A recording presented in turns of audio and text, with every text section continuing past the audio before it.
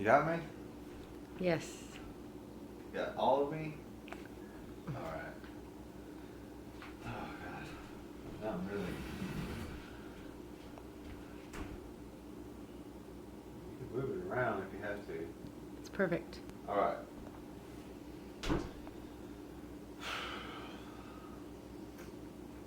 Stage fright here.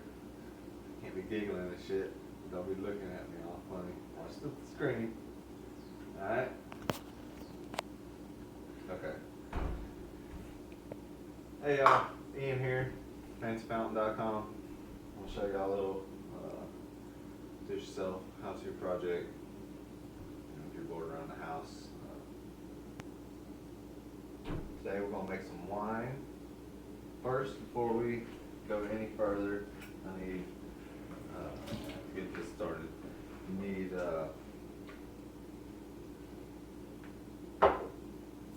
yeast. So I just went to the grocery store, got some bread yeast. You can get wine yeast. It works a lot better, but I don't have any of my equipment or chemicals here. We're just gonna do what I can get at the grocery store here in Kansas. So, being that all my stuff's at home, I use a wine yeast, and we're gonna use the bread yeast. It does have affect the taste a little bit, but it's still yeast. This is water. I don't know, maybe about a cup of water. It's at 100 degrees. Ideal temperature is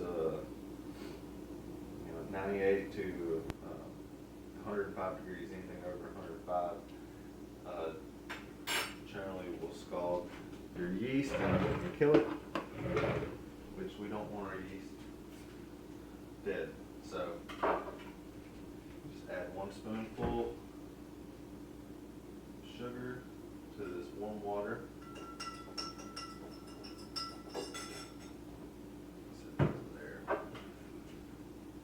Bread yeast. We'll get it started. This is called activating your yeast. Some people say do it 24 hours. I say that's unnecessary, but I'm not a professional. I just do this stuff for fun.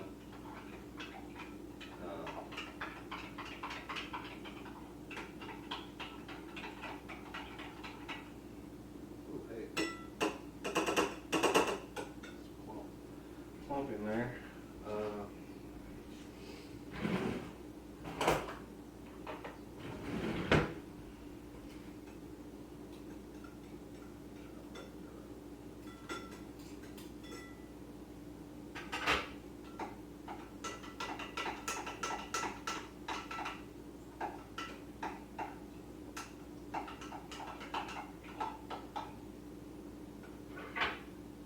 Now, if you've never made wine before, you're supposed to use, like if you're when you're bottling it, and all your tools and equipment, like the spoon for instance, you don't use soap to wash it. We're just going to leave that on there because we're not making a whole bunch, so it'll be alright. But you don't use soap. You go to your local brewery, which there's not a brew shop around here for 100 miles. But you don't use soap, you use an acid. I forget what kind of acid it is, but it's an acid solution. But anyway, this is just for instructional purposes. We've got our juice here. You want to make sure that it's 100% juice, and then you want to make sure that it doesn't have, if it is sweetened, that you don't want any, let's see, well, it's not on here, so you don't want any high fructose corn syrup. It's bad stuff, and it doesn't work very well for your outcome. It makes a lot of foam. Anyway, so set this up here. Now we don't need all this, so we're going to have us a sip of juice.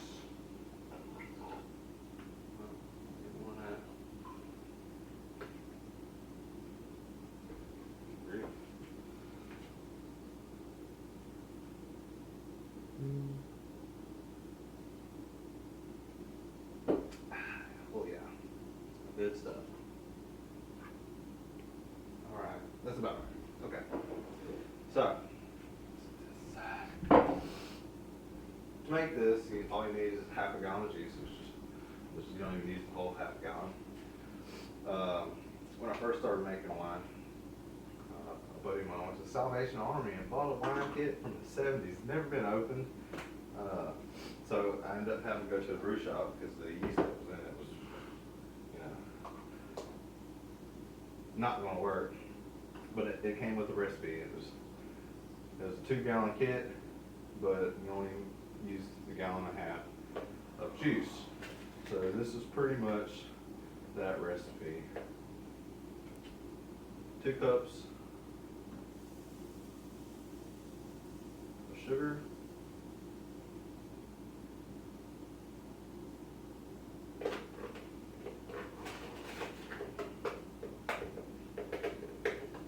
Now, when this is done, I go 13 days with the bigger batches. I usually make a 6-gallon batch, and then I stabilize it. After you rack it once, racking is putting it in a different container and leaving all the sediment behind. You rack generally 3 or 4 times. But we're not going to rack this one but once. And since it's such a small amount, set it right for a second. Since it's such a small amount, we're going to rack it once and then we're going to drink it.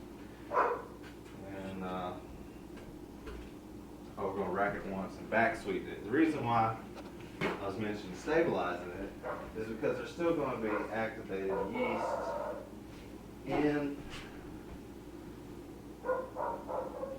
in your finished product, and there's no way to really get it out without stabilizing it.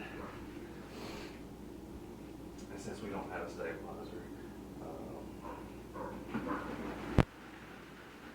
we're going to drink it in 2 weeks. So, all you need is 2 cups of sugar, half a gallon of juice, 1 packet of yeast, 1 balloon. I usually use an airlock, but we're going to use a balloon instead. Because if this, people are like, well, how do I know if contaminate my wine? While I'm making it, I contaminate my wine. And well, if you contaminate it, there's only one thing that can happen, and that would be that it turns into vinegar. So if 2 weeks from now you take the balloon off and all you smell is vinegar, well, you contaminated it, and that's the only way that it can mess up. Now what I'm doing here is waiting for all the sugars to settle back down, because I want them all dissolved. And when you're making bigger batches, I usually on the stove with some water, very little water. I pretty much make a really thick syrup because I want to just use my juice. I have used fresh fruit. Fresh fruit is, you need a cheesecloth and all kinds of stuff. It's fun. It's still fun. So all our sugars are about dissolved. Then gonna let this foam settle. Today's date is the 12th. Today is the 13th. Okay. So we're gonna mark that on here. April 13th, 2016. That way we'll know when it's done. Okay.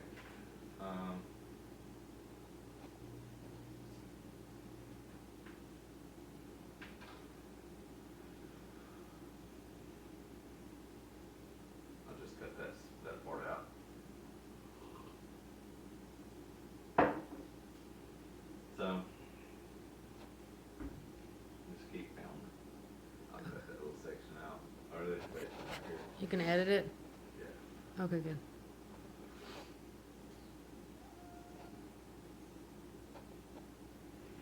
Will it look okay from? What? Come here and look at it. Make sure it looks okay from where I'm standing. Yeah.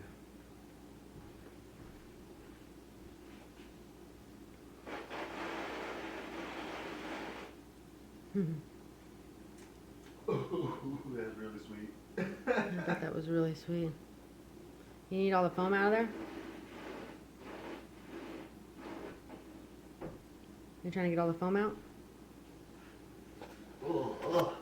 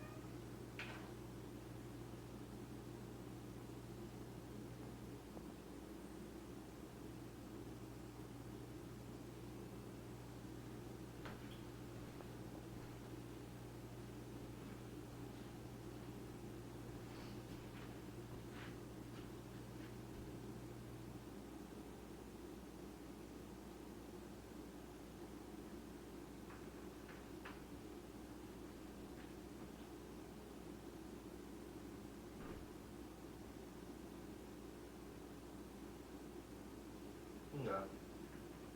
Alright. So, try to get this foam to go down.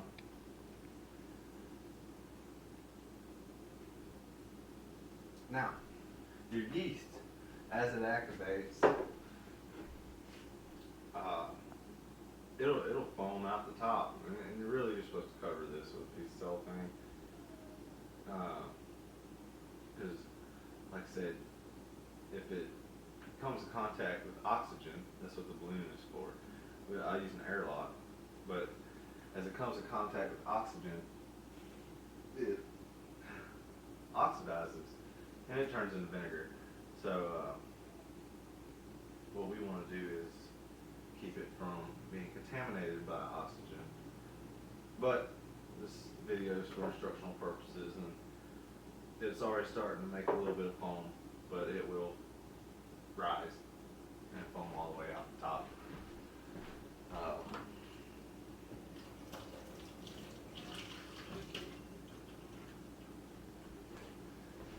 But so next we'll add the yeast.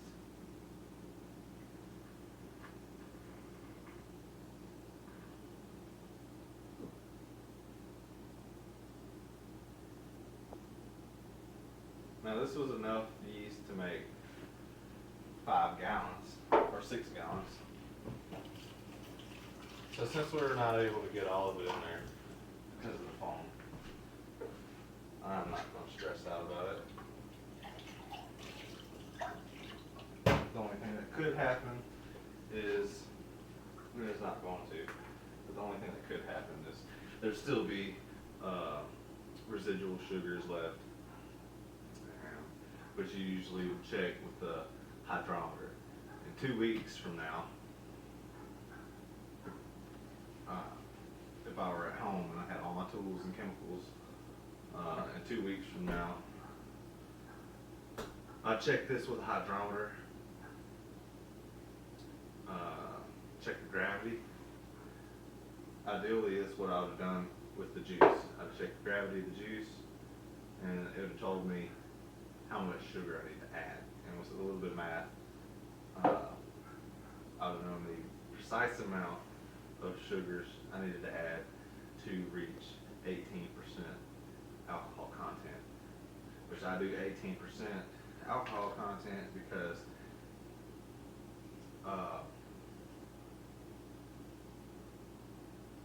this juice, which I've been drinking, and I will drink,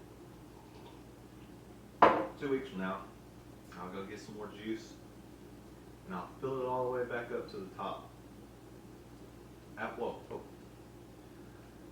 I'll change containers, leaving as much of the all your yeast will collect at the bottom, and we'll try to pour that into, or usually siphon it, but it's a special siphon. But we'll pour it into another container, leaving as much, and it'll probably lose some juice, some more juice, which will be wine by then. We'll just pour that down the drain. It's no good. And then we'll refill it, the next container, we'll refill it with juice, and that's called back sweetening. And like I said, since we don't have a stabilizer to kill the leftover yeast, you will have to drink it that day. Because if you don't, and you put the lid on it, it has the potential to rupture, causing a big mess. And you don't want that. We don't want that. So there you go. That's it. Half a gallon wine, 2 cups of sugar, 1 packet of yeast, 1 balloon, in 2 weeks. And you have your own wine for communion or whatever. Granted, it's not going to taste the best because you're using the bread yeast, but if you live closer to a metropolitan area, you can go to a brew shop and get instructionals. So, y'all have fun. Ian Grant, fancyvalve.com. Check us out.